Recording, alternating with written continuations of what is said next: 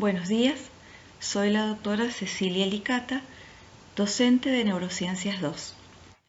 Continuando con el desarrollo de órganos de los sentidos, en esta oportunidad nos dedicaremos al sentido de la audición y al sistema vestibular.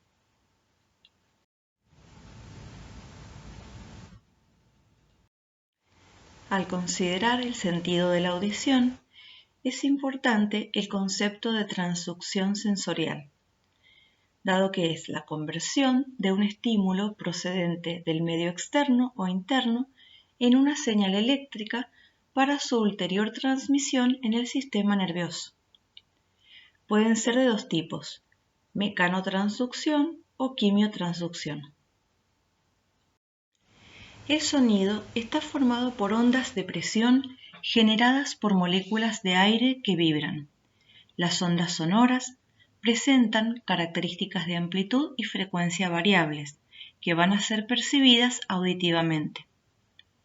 El sistema auditivo transforma las ondas sonoras en distintos patrones de actividad neural, que luego se integran con información proveniente de otros sistemas para guiar el comportamiento.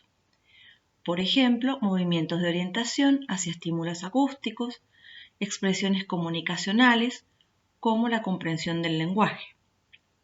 El oído externo y el oído medio se encargan de recibir las ondas sonoras y amplificar su presión para transmitirse de forma eficiente al oído interno. Para ello, la estructura anatómica del oído está organizada en tres sectores: oído externo, oído medio y oído interno.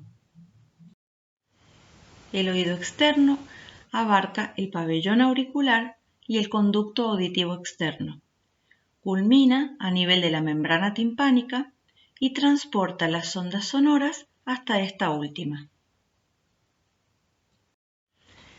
El oído medio está constituido por una cavidad especial llamada caja del tímpano, que está alojada en el hueso temporal.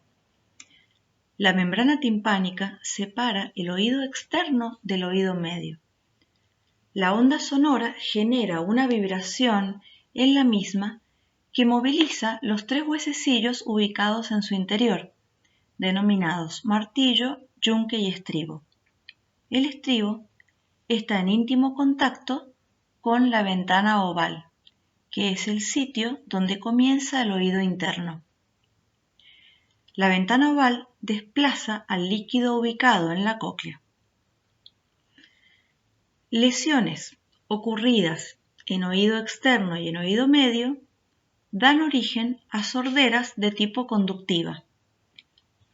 Toda sordera que tenga su origen en una región anterior a la ventana oval, como por ejemplo obstrucción del conducto auditivo externo, otitis media u otra entidad como otoesclerosis. En la presente imagen observamos la estructura del oído medio en la cavidad que se observa con huesecillos en su interior.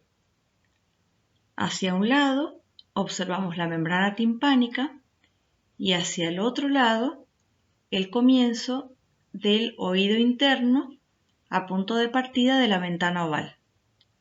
Toda esta estructura se encuentra alojada en el hueso temporal. El oído interno va a estar formado por la cóclea o caracol y el vestíbulo.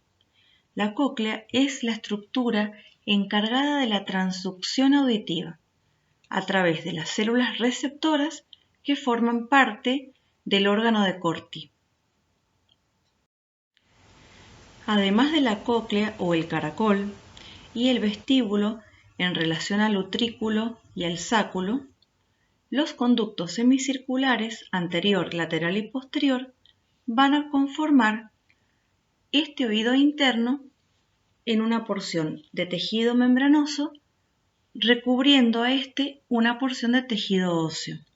El utrículo estará en relación con el equilibrio dinámico y el sáculo en relación con el equilibrio estático.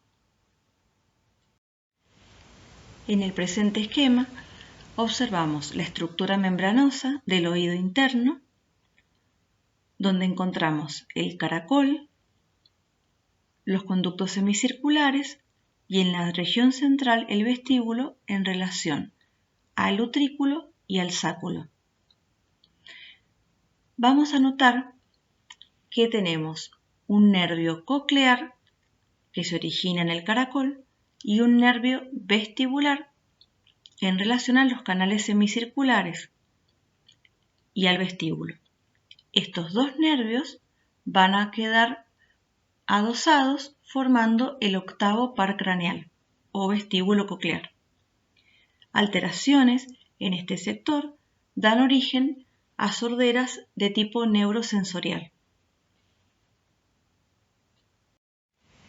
El caracol o cóclea es la estructura fundamental de la vía auditiva, en la cual la energía de las ondas de presión generadas por el sonido se transforma en impulsos neurales.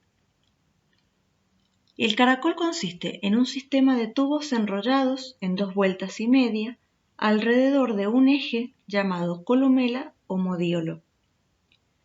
Se compone a su vez de 3 tubos diferentes enrollados uno junto al otro, cuyas cavidades se denominan rampa vestibular, rampa media o coclear y rampa timpánica, la tercera. La señal se traduce por células receptoras especiales y son codificadas por las fibras del nervio auditivo.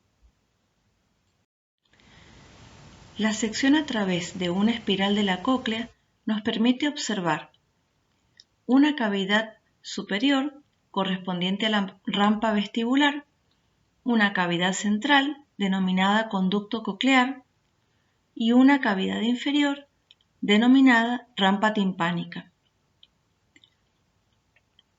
En la zona central, una membrana horizontal sostiene a una estructura especial denominada órgano espiral u órgano de Corti. Este va a conformar el órgano especial con las células receptoras de la audición. Hacia medial vamos a observar el ganglio espiral conteniendo células ganglionares y verticalmente se observa la conformación del nervio coclear.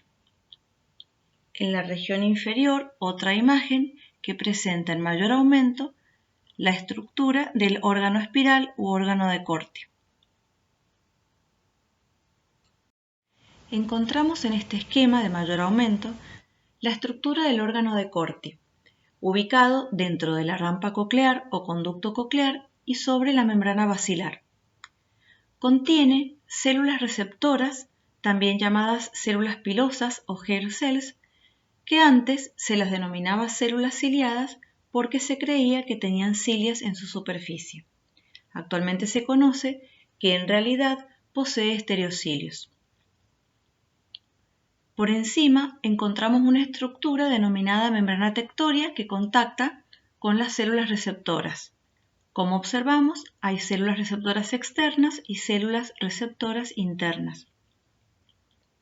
A continuación, observamos señalado el ganglio espiral o ganglio de Corti, que contiene células ganglionares, y el inicio del nervio coclear o nervio auditivo.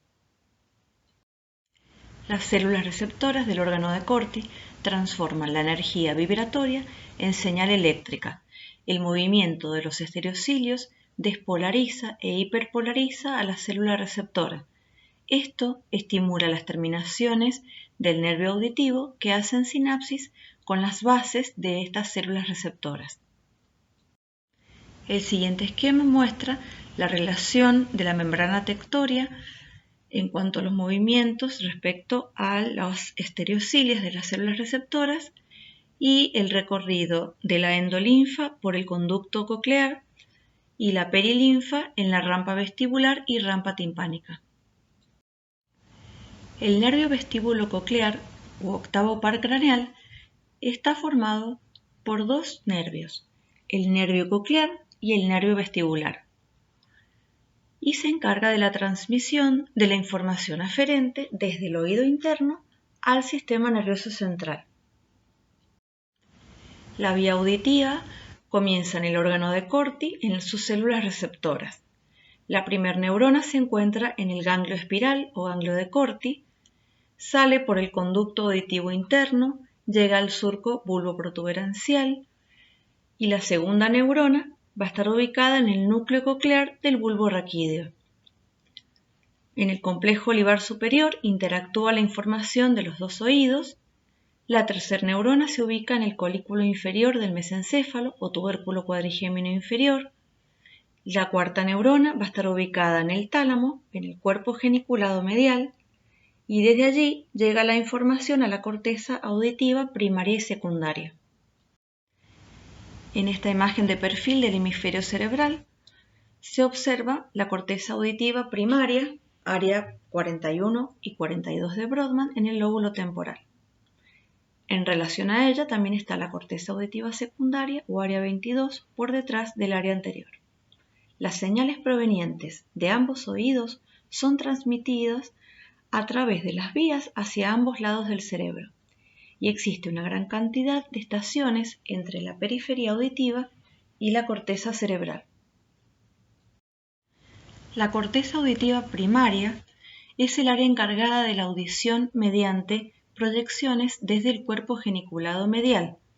Su estimulación produce sensaciones auditivas burdas como susurros, zumbidos o golpeteo.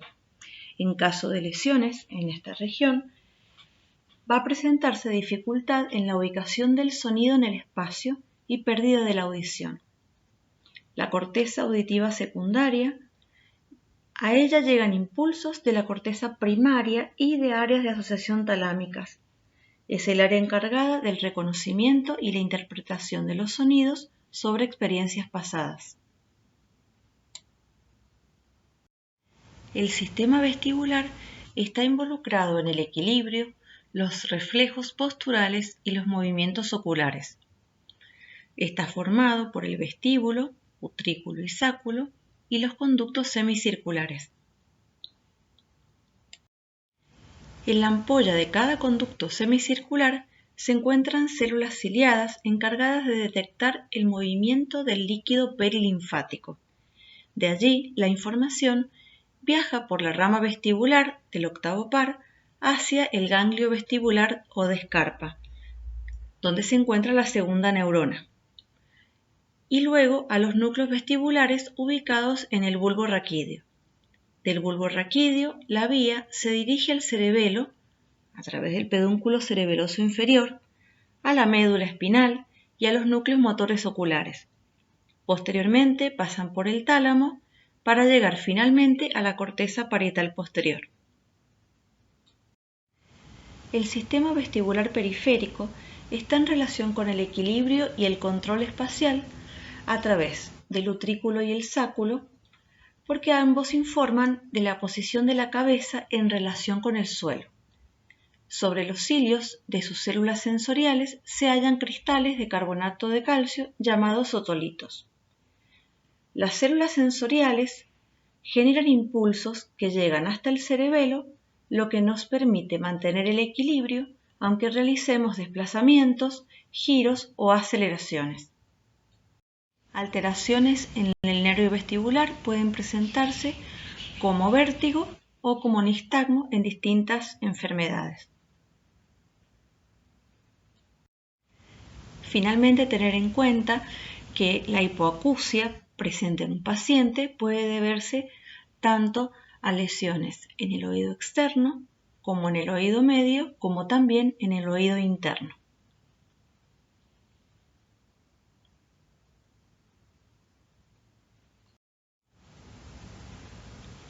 Muchas gracias por su atención.